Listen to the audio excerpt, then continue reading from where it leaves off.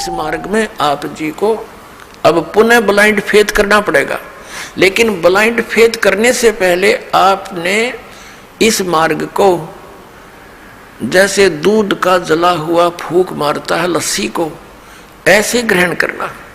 आंखें बंद करके ग्रहण नहीं करना, लेकिन इसको ग्रहण करके फिर आंखें बंद कर लेना। कहने का भाव यह है कि फिर अग्रम अग्रम ना करना, यू नाम लेने पीछे।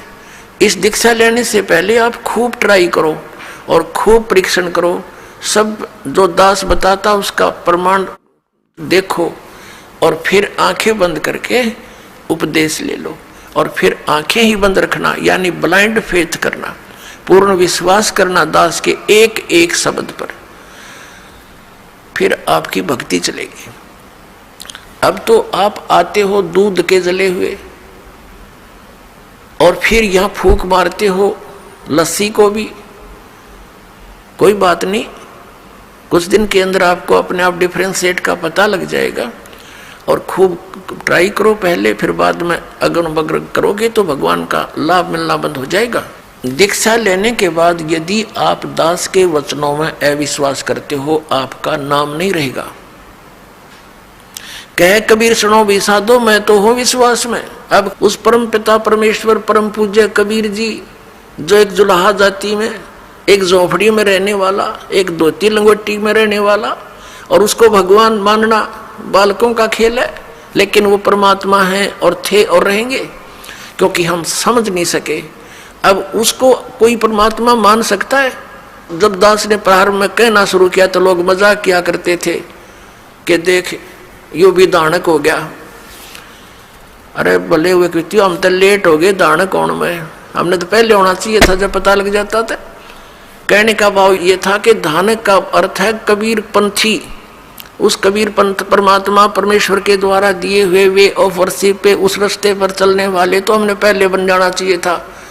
हमारे दादे परदादों ने बन जाना चाहिए था। वह भूत बने फिरे नकली संतों और पंथों, इन गुरुओं के शास्त्र विरुद्ध ज्ञान को सुन सुनकर अरीब उनके श्राद्ध निकलवावे, वह भूत बने फिरे आप खावें, क्योंकि तुम्हारे पिताजी स्वर्ग में दुखी हो रहे हैं। अरे स्वर्ग की तो हो गया जहाँ दुखी हो रहे हैं, लोग ना नरक में डलवा दिए उल्टी साधना करवा के, और फिर आप पेट भरे और श्राद्ध के तुम्हारे पिताजी खावें। वाह भाई वाह। तो कहने का भाव ये पुण्यात्माओं, शास्त्र विरुद्ध साधना करने से हम बहुत हानि उठा चुके हैं। उस दानक जुलाहे कबीर जी को और भगवान मानना, ये भी एक 8वां जुबा के 10वां जुबा समझ लियो, लेकिन वो भगवान है ही।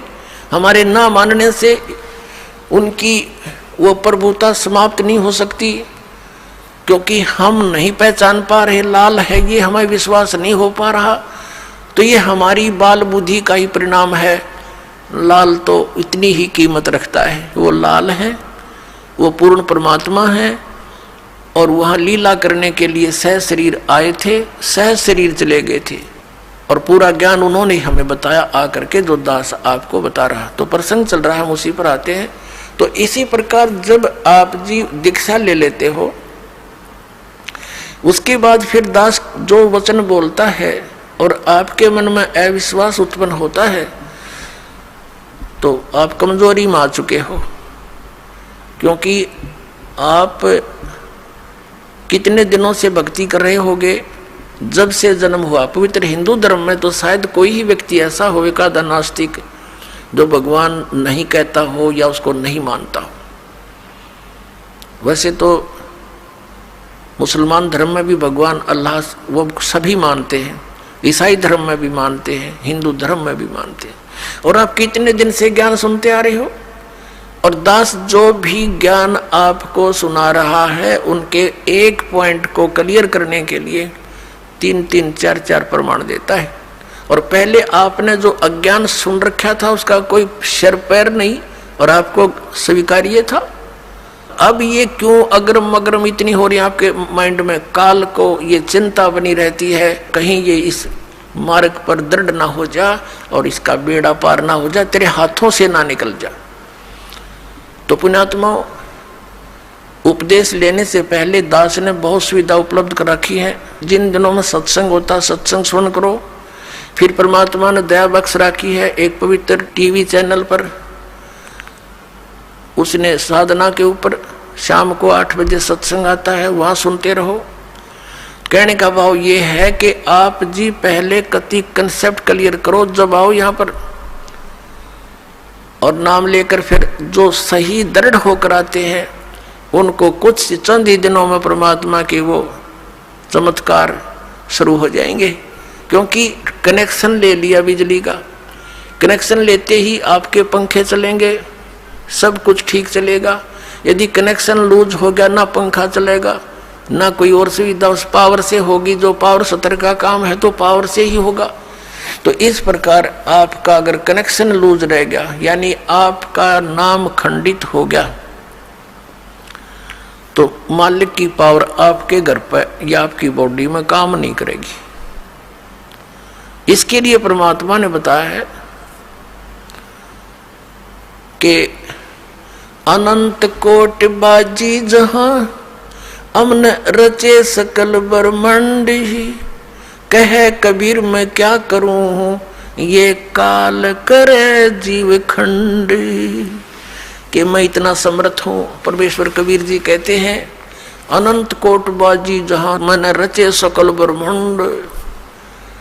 और कबीर साहब कहते हैं, आदरणीय गरीबदास साहिब जी को कबीर साहब ने ये ज्ञान दिया था, ये वाणी गरीबदास साहिब जी की है कि कबीर साहब ये कहते हैं, गरीबदास जी उसका समर्थन कर रहे हैं कि कबीर साहब ये कहते हैं कि मैं क्या करूं, युग काल मेरे से जीवों को खंड कर लेता है, इनके नाम खंड करवा के फिर मेरी पावर वहां काम कर नहीं सकती, ये ऐसा कर देता है। तो आप इसे सावधान हो, दीक्षा लेने में देरी हो जावे कोई दिक्कत नहीं, लेकिन लेने के बाद फिर ये समझ लेना हमें भगवान मिल गया, और फिर गुरु जी को परमात्मा के तुल्य मानना पड़ेगा, तब आपकी प्रॉब्लम सोल्व होएगी। भले ही पुण्यात्मा गुरु भगवान नहीं है, ये दास क्योंकि मालिक आए थे वो तो भगवान थे ही, वो भी गुरु थे, हमने उनको भी भगवान नहीं माना, लेकिन इस दास को आपने भगवान मानकर ट्रीट करना पड़ेगा, तब आपको सफलता मिलेगी। जैसे गणित के अंदर एक प्रश्न आता है ब्याज का, ऋण का। उस ऋण के अंदर क्या होता है कि हमने मूल धन खोजना होता है, बच्चों ने मूल धन प्राप्त करना होता है, वो प्रश्न ऐसा होता है। तो उसके अंदर मानना पड़ता है, मान लीजिए मूल धन 100 रुपये, वो मूल धन 100 रुपये होता नहीं, वो तो करोड़ों की संख्या में होता है, लेकिन वो करोड़ों की संख्या की राशि वाला मूलधन हमें तभी उपलब्ध होगा जब हम 100 रुपये को मूलधन मान लेंगे।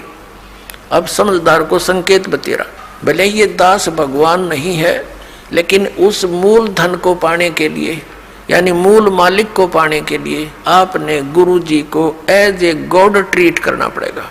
यूं समझ ले कि मेरे सामने आज वो परमात्मा आ जाते हैं।